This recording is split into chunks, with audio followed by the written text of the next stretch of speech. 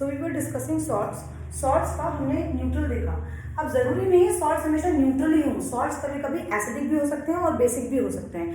जैसे for example अगर मैं बोलूँ कि एसिडिक सॉल्ट कैसा होगा, कि अगर मैं स्ट्रॉन्ग बेस ले लूंगी, if I take a strong base and a strong base for this, let's say NaOH and a weak acid,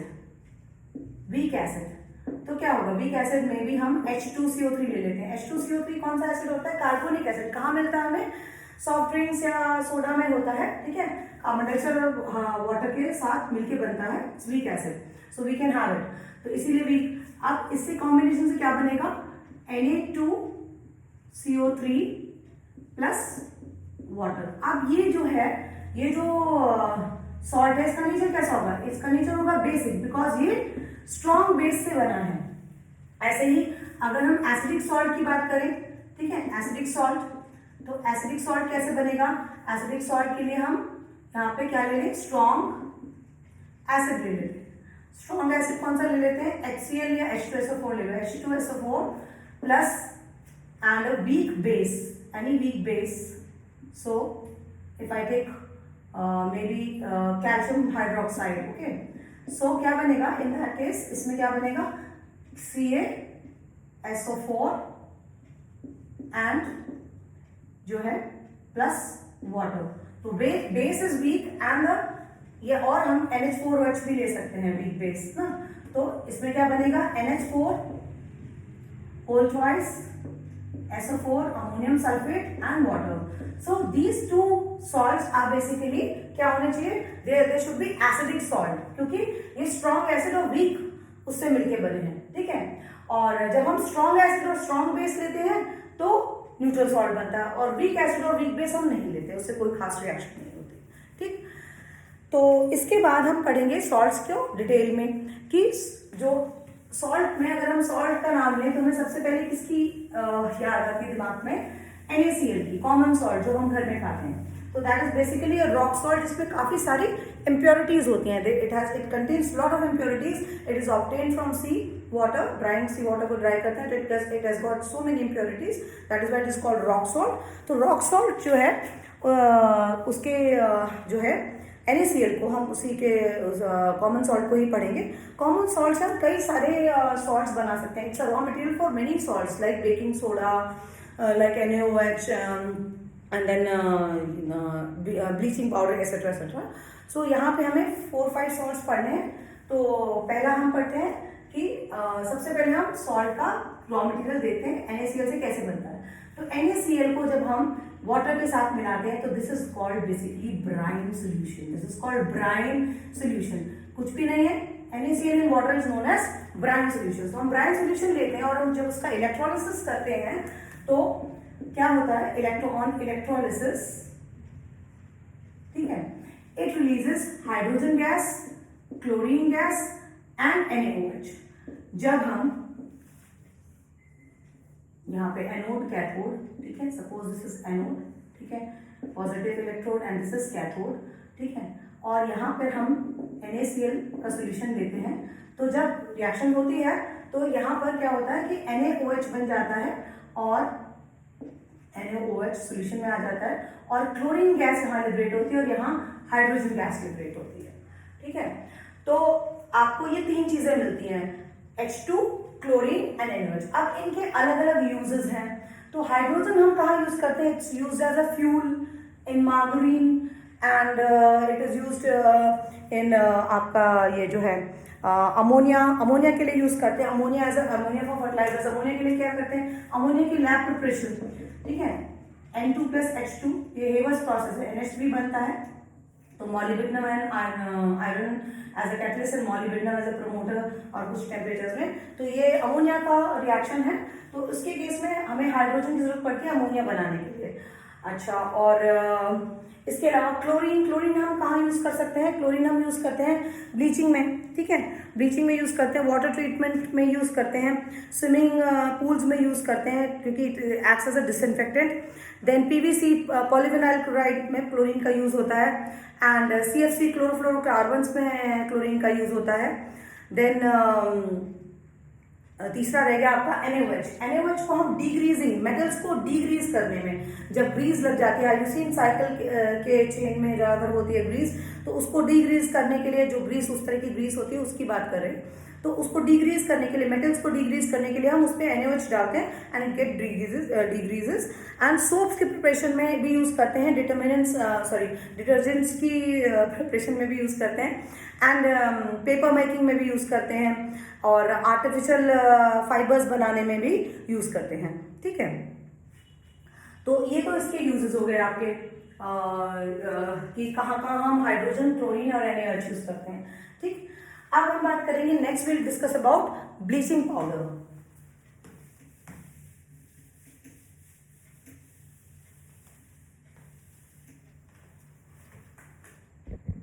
so now what is basically bleaching powder? Bleaching powder जो है वो क्या होता है, CaOCl2, that is calcium oxychloride. Chemically it is known as calcium oxychloride and the formula is CaOCl2। कैसे बनता है bleaching powder?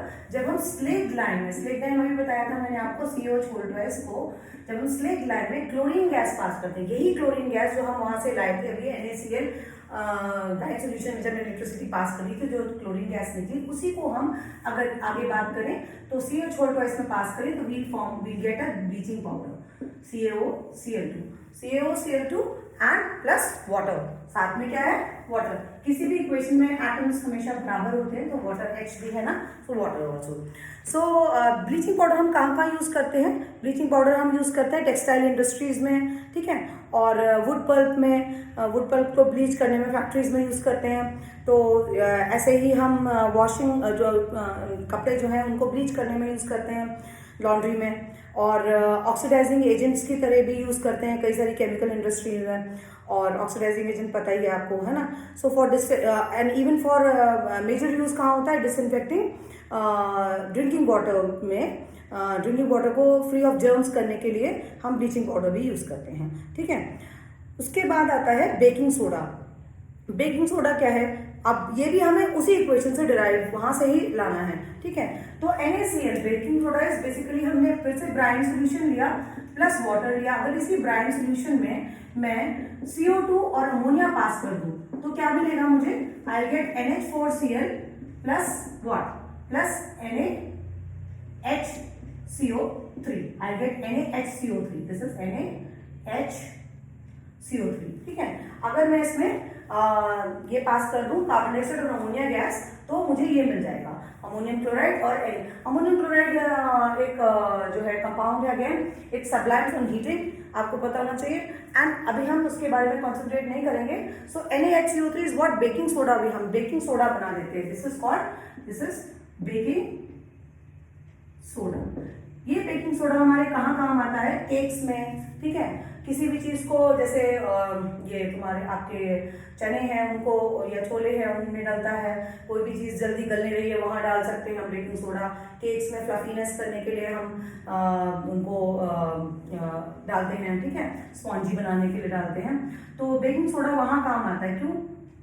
क्या इसका फंक्शन है? NaHCO3 को जब हम हीट करते हैं, यानी केक में जब हम डाल देते हैं और हीट होता है, तो क्या बनता है? Na2CO3, ठीक है, plus CO2 and plus water. तो जिस भी चीज में अगर आप बेकिंग सोडा डाल देंगे तो उसका डो जो है वो राइज होने लगेगा, because of the formation of what, carbon dioxide यहाँ से निकलने लगेगी, जगह जगह से कार्बन डाइऑक्साइड बाहर निकलने लगती है। तो बेकिंग सोडा जो है वो क्या करता है? डो को, यहाँ दिख नहीं रहा है, I think I make it here again.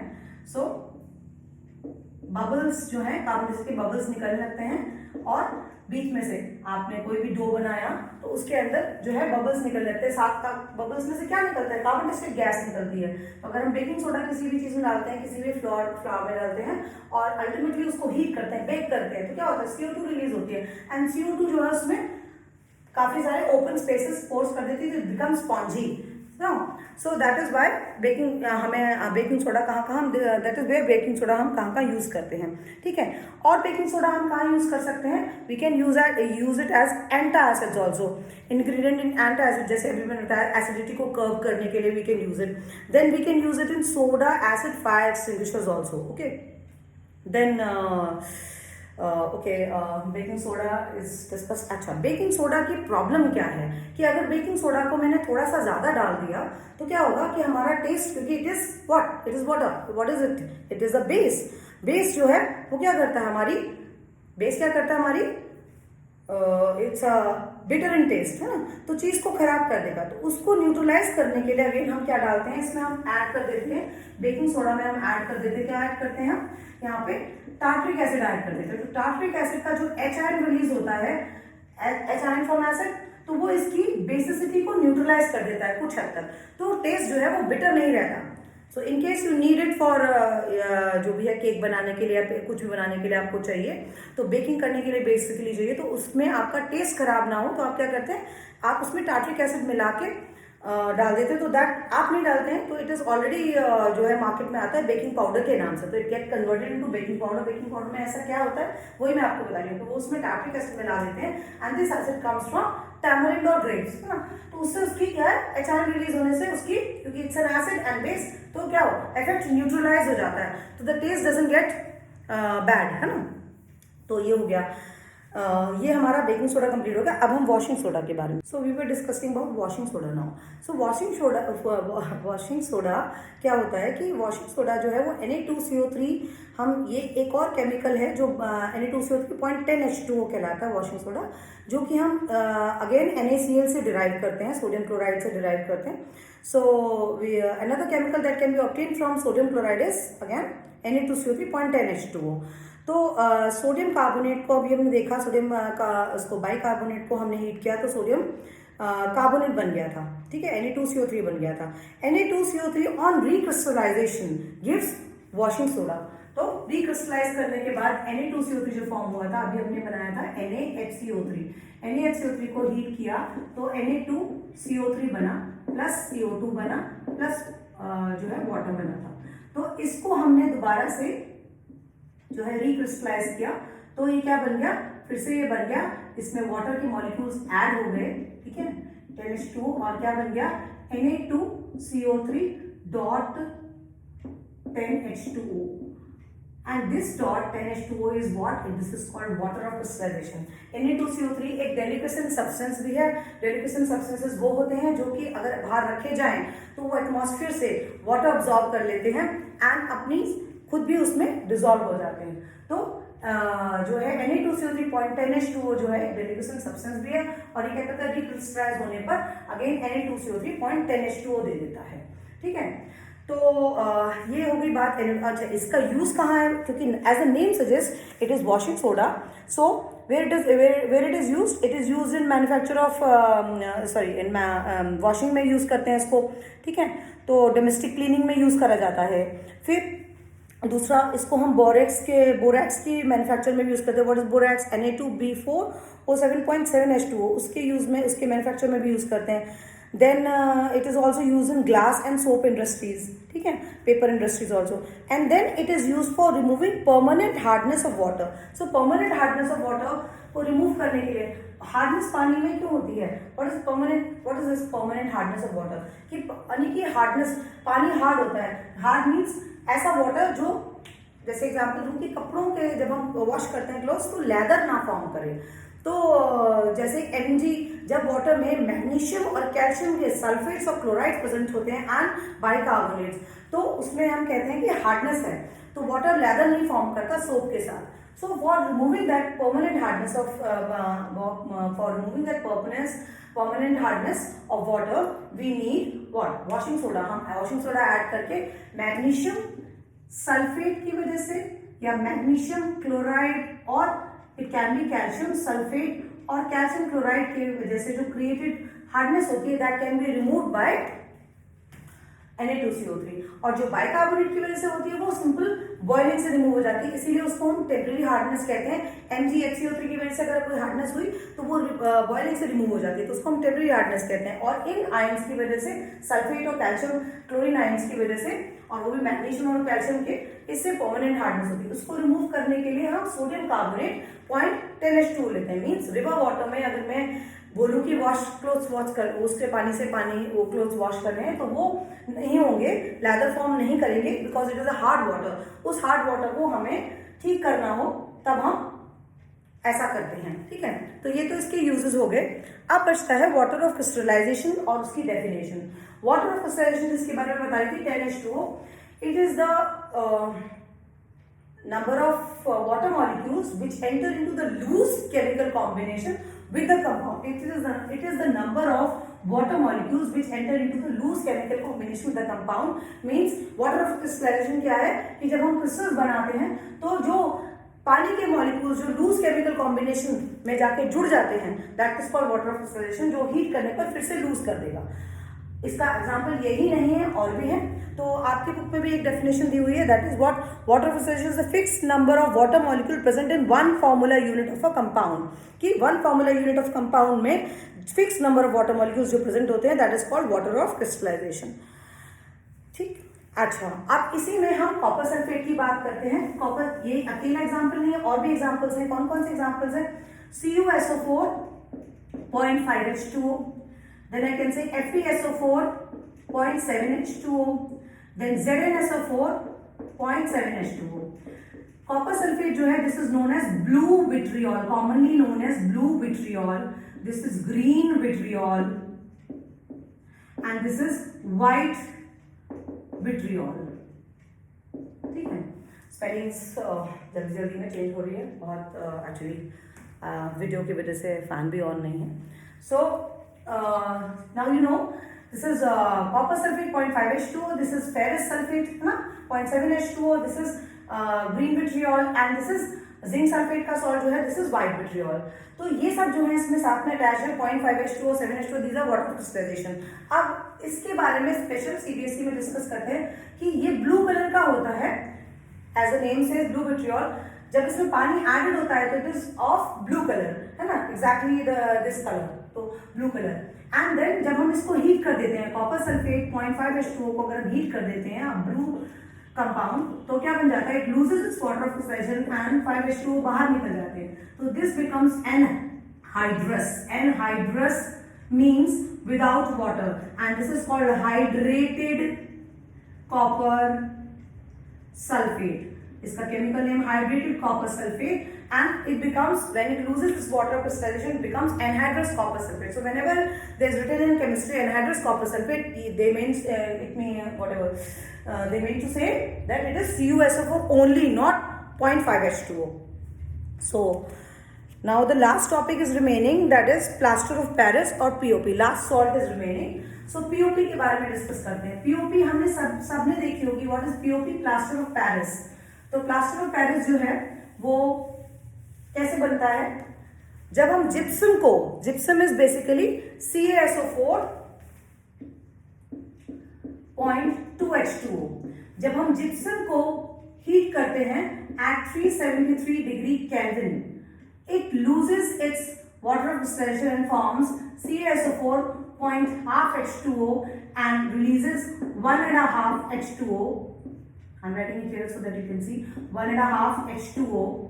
It releases 1.5 H2O along with it. So जो है this is gypsum, this is, and this is what? This is POP, that is plaster of Paris. So जब हम gypsum को heat करते हैं 373 degree kelvin पे, तो उसके वाटर मॉलिक्यूल्स जो है वो लूज कर देता है, और क्या फॉर्म करता है? कैल्शियम हेमीहाइड्रेट फॉर्म करता है। This is called calcium sulphate hemihydrate, this is called calcium sulphate hemihydrate. सब बात समझ आई? तो ये सब्सटेंस जो है, this is called plaster of Paris. और ये कहाँ यूज होता है?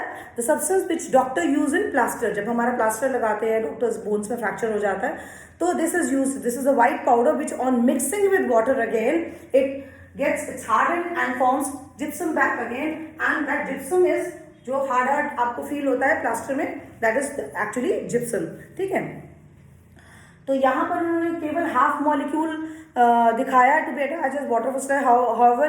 How can you get half water molecule? So इसलिए लिखाया है उन्होंने यहाँ पर। तो हम इसका अगर टू मॉलिक्यूल्स लेंगे यहाँ पर, तो हमें यहाँ पर 1 दिखाई दे जाएगा। ठीक है, सो वो कोई परेशानी की बात नहीं, पर सिंगल मॉलिक्यूल के लिए हाफ ही होता है। ठीक है, तो ये मेरा chapter acid basis and salts complete हो गया है। अगर आपको अच्छा लगा हो, प्लीज लाइक द वीडियो।